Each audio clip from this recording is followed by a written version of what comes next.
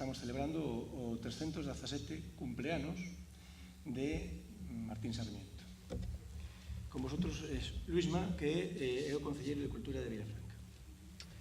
Buenos días a todos, daros la bienvenida a Villafranca, daros la bienvenida al Teatro Villafranquino, autoridades tanto de la Junta de Castilla y León como de la Xunta de Galicia. Muchísimas gracias por acudir a estas jornadas que va a presentar la alcaldesa y deseamos que sean de vuestro agrado. Muchas gracias.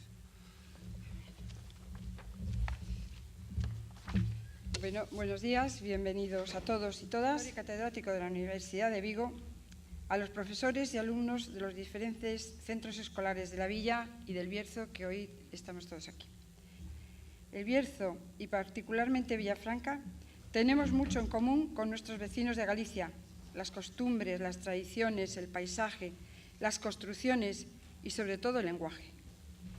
Estos peregrinos recorren en su camino a Compostela la calle del Agua villafranquina, lugar en el que un 9 de marzo del año 1695 nació y fue bautizado Pedro José García Balboa, el que más tarde, en el año 1714, se matriculó en la Universidad de Salamanca con el nombre de Fray Martín Sarmiento, nombre que llevaría hasta su muerte. Hoy no podemos ver su casa natal a pesar de contar con un proyecto de construcción y un convenio firmado hace años por la Junta de Castilla y León y la Xunta de Galicia. Pero este proyecto algún día verá la luz y será un referente en el Bierzo para la difusión de la vida y obra de Sarmiento. Y no solo queremos conocer sus estudios, también queremos conocer su lengua, idioma habitual de muchos vecinos de los pueblos que componen nuestro municipio y municipios limítrofes con Galicia. Imos falar un pouco de Sarmiento, imos falar de Sarmiento o Bierzo, que é a primeira parte desta xornada que transcorre no día no que naceu. Imos falar de algúns aspectos, nos vamos a ir acompañando algunha imaxe que para facelo máis sinxelo. O que vou dicir a continuación son 4 datos, puntualizacións sobre cousas concretas que dende os últimos anos se veñe falando ao redor do nacemento e da presenza de Sarmiento aquí, no Bierzo, e tamén do seu futuro, porque Sarmiento é todo un proxecto, como veredes. No ano 1995 cumpríanse 300 anos do seu nacemento e a casa natal de Sarmiento habría unha inauguración moi peculiar, moi especial, aínda que Sarmiento, como era moi humilde, tamén tivo unha recepción moi humilde ese 300 aniversario. A Xunta de Galicia, en todo caso, comprou esa casa e o Consello da Cultura Galega fixo unhas xornadas nese ano. A Escola de Gaitas e os Institutos de Estudios Bercianos fixeron publicacións. A demolición da casa, por causa da ruína da casa veciña, no ano 99, foi un contratempo moi grande para o proxecto Sarmiento en Vilafranca. Xorden propostas e contrapropostas para que facer con ese oco na rúa máis emblemática de Vilafranca, e as autoridades amosan bastante desidia por este asunto. As propostas eran moi claras. Sarmiento, ainda que non tiña unha casa, ten un xardín botánico en Vilafranca que está esperando que el estea presente tamén de algún xeito. Simplemente a conciencia das persoas, dos veciños, poden facela. Pero no ano 2002, a Academia Galega tomou a iniciativa. Fixo a celebración en homenaxe a Sarmiento no Día das Letras Galegas dese ano. E inmediatamente despois tamén o propio Consello da Cultura fixo acto tamén de presencia na propia Vilafranca e organizacións de aquí, o Instituto de Estudios Bercianos e a Comisión Sarmiento, que naceu un pouquiño antes, pois fixemos actividades. Este teatro foi aquel día un lugar de homenaxe a Sarmiento onde estivo a Academia, un plenario da Academia coa presencia, ademais, do presidente da Xunta e da Junta de Castilla e León. Aquel ano se empezaron a traballar aqueles convenios que despois permitirían pois, a introdución do galego nas escolas do Bierzo. Sobre o nacemento, hai que facer algunhas puntualizacións porque temos a un gran estudioso de Sarmiento que naceu en Cacabelos, que é Santos Puerto, que ten feito varios traballos moi bons sobre Sarmiento, pero recentemente publicou no ano 2008 un traballo que dicía que Sarmiento a mellor non nacera en Vilafranca, non? Inmediatamente despois houve unha resposta clara e contundente do actual presidente da Academia Galega, Xosé Luís Méndez Cerrín, que fixo, basicamente, unha exposición clara de por que Sarmiento nacera en Vilafranca, e agora veredes máis ou menos cales son eses puntos. Os libros parroquiais son onde se toma, en canto nace ou morre unha persoa dende o Concilio de Trento, algo obrigado en cada parroquia. Pero resulta que lle faltan unhas follas. Que casualidade, son as follas onde debería aparecer a acta, a referencia do nacemento de Sarmiento un 9 de marzo. Pola contra, figuran aquí, en este mesmo libro que está na colexiata, pois figuran o casamento dos seus pais e tamén o nacemento dos 3 irmáns que ían por diante del. Por outra banda, temos testemunhas dos seus familiares nas que podemos cerciorarnos de que a estancia en Vilafranca da familia de Sarmiento puido derivar perfectamente no nacemento do propio Sarmiento aquí. Estes datos os pon en evidencia rapidamente o gran estudoso de Sarmiento de finais do século XIX, que é López Peláez. Segundo indicaba este libro de López Peláez, tiña no seu poder, aparecera nas súas mãos, unha partida de nacemento que a altura de 1819 estaba xa extraviada. Pero por que non vamos a creer que este sobriño neto viu unha partida de nacemento? Bueno, Pontevedra, eso sí, é o lugar onde me criei, di Sarmiento claramente, moitas veces. Pero Vilafranca é o lugar da vila natal de Sarmiento, sin lugar a dudas, porque non hai libros parroquiais enteiros como os de Pontevedra, Cerdedo, mesmo onde naceu a nai de Sarmiento, que é aí en Samos, en Pascais, onde estea registrado ningún nacemento de Pedro Josep, que así se chamaba, Perucho, que logo se chamaría Martín Sarmiento ao ser frade, a entrar a ser frade cando tiña 15 anos. A lápida do seu sepulcro poñía algo así en latín. Aí tedes a traducción para aqueles que non saibades latín, que sabedes seguramente moitos. Aquí se hace Martín García Sarmiento, galego de orixe, nado en Vilafranca do Bierzo, no 9 de marzo de 1695, morreu en Madrid o 7 de decembro do 72. A morte tamén saliu nos periódicos da época. O Bierzo e Sarmiento na súa obra está super presente. Nas súas viaxes, que son viaxes de estudo e tamén de divertimento, como deben ser as viaxes, en 1745 e 1754, que están editadas por un gran tamén estudoso da figura de Sarmiento, que é José Luis Pensado, di claramente, empeza a traballar claramente sobre o Bierzo, a toponimia, as plantas, a xeografía, a partir de que entra no Bierzo, prácticamente. Antes ou despois da fronteira natural, esta que temos aí chegando un pouco antes da Astorga, pois desaparecen outro tipo de referencias, se queredes, máis puntuais. E o mesmo tratamento que fai no Bierzo fai en Galicia, con detalles, con apontamentos, que lle van a servir logo para facer traballos moi interesantes á volta da súa viaxe e na súa estancia na Alcela, que é onde pasou máis tempo, sentado, escribindo e lendo.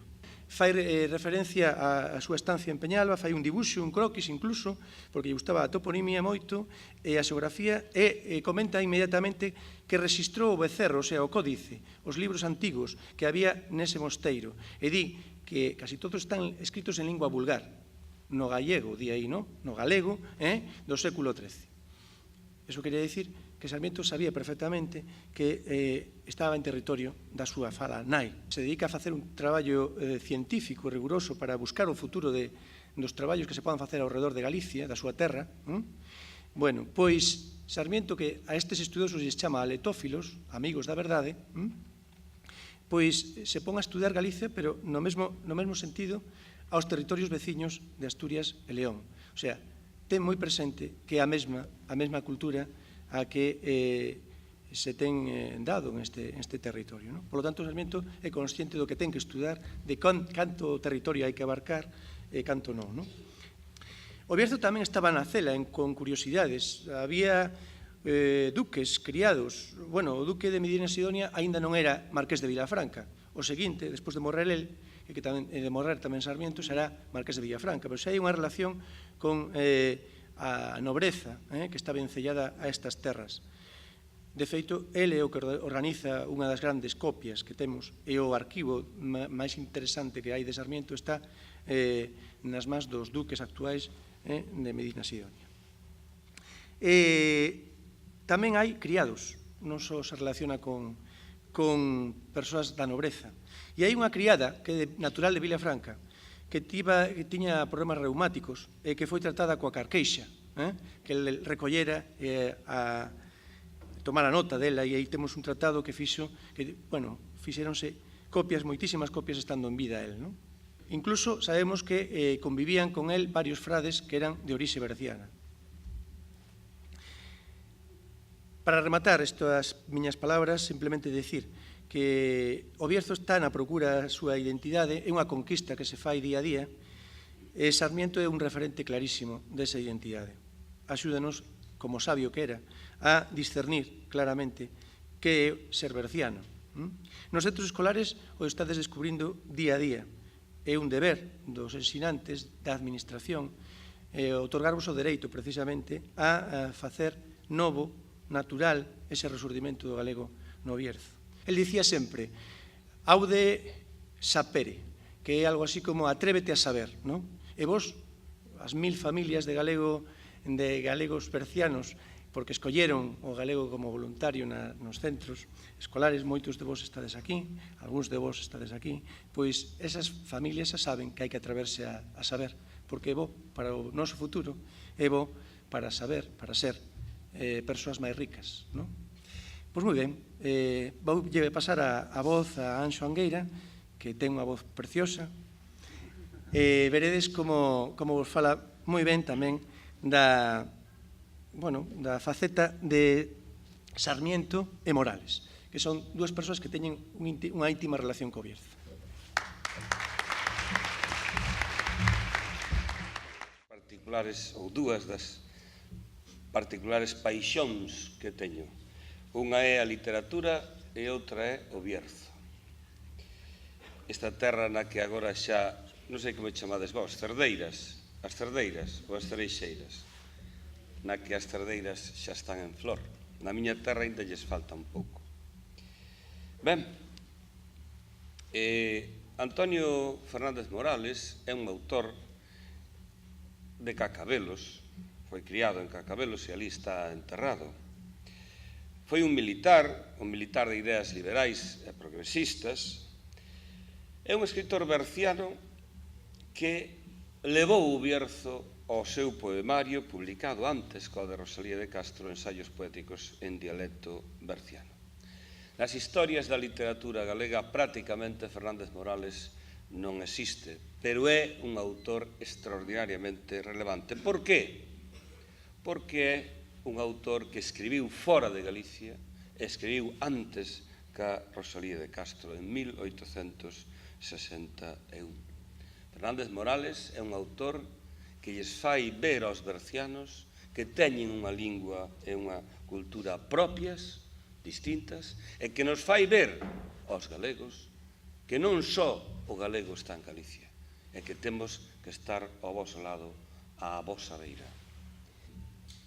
Pedro Xosé García Balboa, Perucho, efectivamente, como el lle chamaba na casa, naceu aquí, en Vilafranca.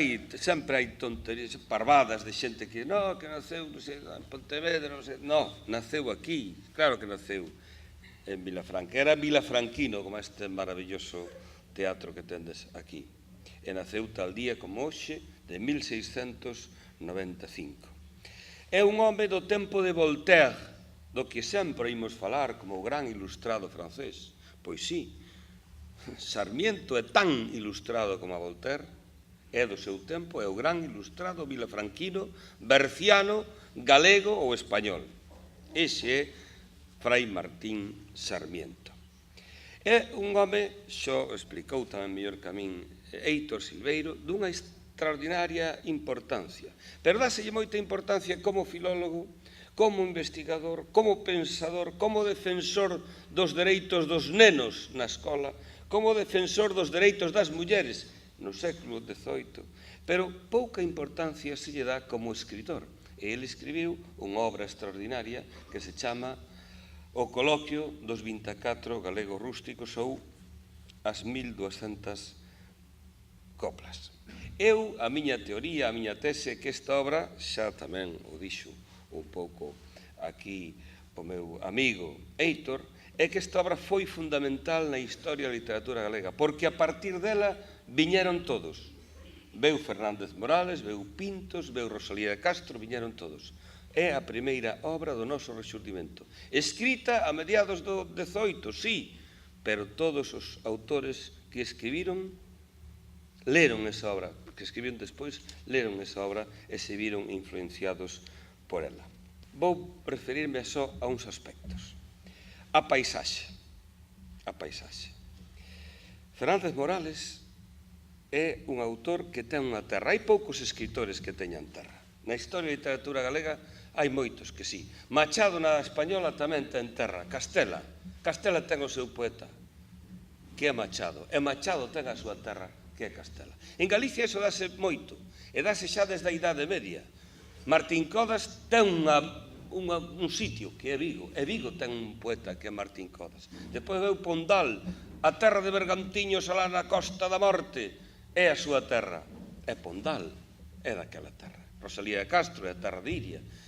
Aquí ao lado, a Serra do Courel ten o seu poeta, Uxío Noboneira. E cando alguén en Galicia di Uxío Noboneira, pensa no Courel. Esa ligazón de terra e literatura, de terra e poeta, tena tamén o Bierzo. O Bierzo tamén ten o seu poeta. Ese seu poeta é Antonio Fernández Morales. A paisaxe do Bierzo, a cultura do Bierzo, a fala do Bierzo. Tendes aí un tesouro extraordinario, riquísimo. Pois ben, iso que fai Fernández Morales en 1861 fixo un século antes o padre Sarmiento. Non cantou Vilafranca, a vila naquel naceu, porque despois foise criar a Pontevedra. O que cantou foi desde os montes que veirean Pontevedra todo o que el vía aquel espectáculo que hai na ría de Pontevedra. No chan que en Morrazo chaman os galegos, chan de parafita que chega Estroceo, que está no camiño que vai ao Ribeiro, dendes Pontevedra a Vila do Reino, a xiña se chega ao chan que dixemos, e máis é ben ancho todo o seu terreo. Collamos o libro de Fernández Morales. Abrímolo polo primeiro poema, A terra do Bierzo e o seu Cacabelos natal. No mesmo medio do xardín berciano, onde situada estuvo a populosa Vergi dun Flavium que o poder romano non pudo defender da belicosa xente goda, nun val que rega Ufano ou Cúa e pedo Castro da Ventosa, veis unha villa do xardín de Licia, porta de flores da feraz Galicia. O mesmo a moza Ilina mies traballa que o robusto rapaz, é dicir podo que as mozas baixan e erguen os seus vallos o mesmo que se foran de bangallos. Canta Cacabelos, igual que canta xa máis adiante esta vila, a vila de Vilafranca ou, aínda máis adiante, a vila de Ponferrada. Ponferrada di el pelra do Bierzo vivido astro de Severchel, etc. E di de Vilafranca. Sempre amigo de parlar, cando guipan os meus ollos, vouche lector a contar o que a través dos anteollos viron nun certo lugar. Este lugar é unha villa franca, garrida e sencilla, cos honores de ciudad, que 2 ríos na orilla e nun val clavada está. Dos tesos que a ten cercada, parece que as crestas bican, de noite a luna plateada, ou que elas se apelican, ou que está nela sentada. Aquestes gigantes montes, que a cresta esconden no cielo, amenguan os horizontes, emanan deles 1000 fontes, que as presas forman no suelo. Están cuallaos de castaños, de rebolos e escambrois, e taín carreiros tamaños, cos do país e os extraños pasan neles apretois, etc., etc., etc. Este é o libro do Bierzo, e Fernández Morales é o poeta do Bierzo. Gustaríame chamar a atención sobre un aspecto no que Morales, para min, tamén se inspira en Sarmiento. Cando fan as descripcións, acumulan palabras, acumulan léxicos. Quen lea os contos da aldea de Xoán Manuel Pintos e os compare co fiandón da aldea ou entroido de Morales, observará estas mesmas coincidencias. Pintos e Morales copian de Sarmiento o tema da acumulación. O afán acumulativo nas descripcións destes poetas é extraordinario. Vayamos a Fernández Morales e vayamos a descripción que fai no poema de antes dedicado a Vilafranca do que é o mercado aquí, porque ese poema titúlase Vilafranca e a vendima, e fai unha descripción de Vilafranca e tamén da vendima, de como veñen os galegos a traballar na vendima de Vilafranca, e di nun momento, a propósito do mercado que se celebra aquí, aí diante, onde estamos nós. Si logo se vai á plaza, aí verá pampalliños, liño en cerros pequeniños, de dragón, teleña e caza, e de hornixa marraniños. Leite fresca de Vilela, as tarxas de Ponferrada, as truitas de Paradela, de Burbia a leite mazada, e estopa de horta en manelas. Manteca en grandes roscois, de tripas de Paradiña, de penoselo xamois, perdices da veigueliña e de ruite lancastrois. De Benvive pimentón, nas tabernas moitas zorras, de Galicia pescao bon, trigo e mel de Valdeorras e figos do Corullón. Furcos de cebolas e allos, rocas, cucharas e fusos, forcadas, palas e mallos, pano burdo para rodallos, monteiras e outros máis usos. E para cogotín se atopa de sardiñas unha tropa, pulpo e outros adminículos, roldos de lenzo e estopa e outros 100 artículos. Pois ben, se collemos, despois de ler esta descripción do mercado de Vilafranca, a descripción que Sarmiento fai no coloquio do mercado de Pontevedra, veredes que é moi absolutamente parecida, moi similar. Di Sarmiento: na vila é costume, dempois que a coñezco, que os sábados todos do ano e arreo se faga un mercado, mercando e vendendo 1000 cousas de uso con moito comerzo. De olas, de potes, de asados, pucheiros, de pratos, cazolas, picheles e petos, angazos e rodros, rebolos e eixos, de rocas, de fusos, de trouzos arelos, de polas e polos, de lebres, coellos, de pitas e ovos, de veces son frescos, marrás, bacuriños, años e carneiros, capós, e cabirtos e todo bon prezo, pantrigos, petadas, ripotes e queixos, mel e manteiguiñas e fruitas do tempo, de liño, de estopa, de mantas, mantelos, de cintas, de faixas, manguiñas, ourelos, navallas, fauciñas, tixeiras, coitelos e vinguiletiños, grandes e pequenos.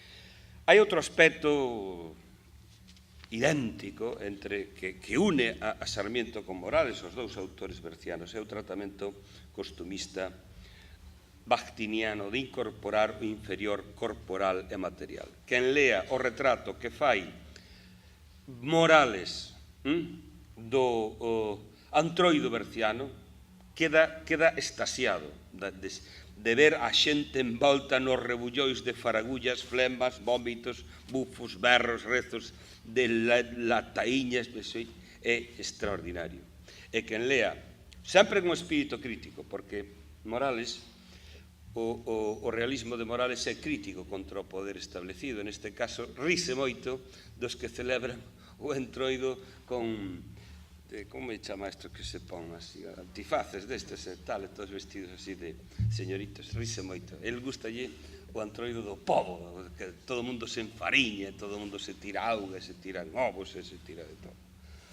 Do mesmo xeito, Sarmiento, eso non lle souberon ver moitos lectores a Sarmiento cando fala na súa obra do enterro e da morte do rei de España, o primeiro Borbón, Felipe V, burlase del, clarísimamente, burlase del cando di que ao morrer escabéchano como un peixe ou láñano, sálgano como un porco. Fai unha comparación que distingue. Isto é un pouco crítico. O sea, o de converter o que é sublime e grande e impresionante en algo baixo, vulgar, eso, con un afán crítico, é algo que está en Sarmiento primeiro, en Morales despois, en Curros Enríquez máis tarde, e finalmente noutro galego que escribía en español, que é Valle Inclán. O esperpento de Valle Inclán ten a mesma orixe que isto que lles estou comentando. Fernández Morales tamén ten no seu texto alusións diferentes a Galicia, claro, e a problemática do Bierzo. O Bierzo, cual tesoro que a codicia de dous avaros escolta con xusticia ou sin xusticia, tira por ela Galicia, pola terra do Bierzo, máis Castilla non a solta. Para o que hoxe estamos explicando, é-nos especialmente tamén relevante o poema da Volta da Sega. Di Morales: o gaiteiro de Sorribas e o capador de Magaz, todas estas alusións que el ten tamén de carácter toponímico estaban, como ti moi ben dixeches, en Sarmiento. Existen estes topónimos, non? Ou inventounos Sorribas e Magaz. Eu, cando vou pola estrada, vexo polo menos o cartel de Magaz. Se atoparon no camiño, en fin, fala da Volta da Sega. E di el: o primeiro con seu fillo e o segundo con dous máis viñan de aló das Castillas onde foran a segar, pois non só son galegos os 40.000 e máis que todos os anos a facer a sega van. Por que di isto Morales? Porque di non só son galegos os que van facer a sega. A que ven isto? No texto de Sarmiento é clave a volta da sega. Os personaxes que ali falan, os meniños que ali falan, veñen de Madrid de seren criados e os maiores veñen de facer a sega. Rosalía de Castro ten despois os seus famosos versos contra o trato que reciben os galegos en Castela cando van facer a sega.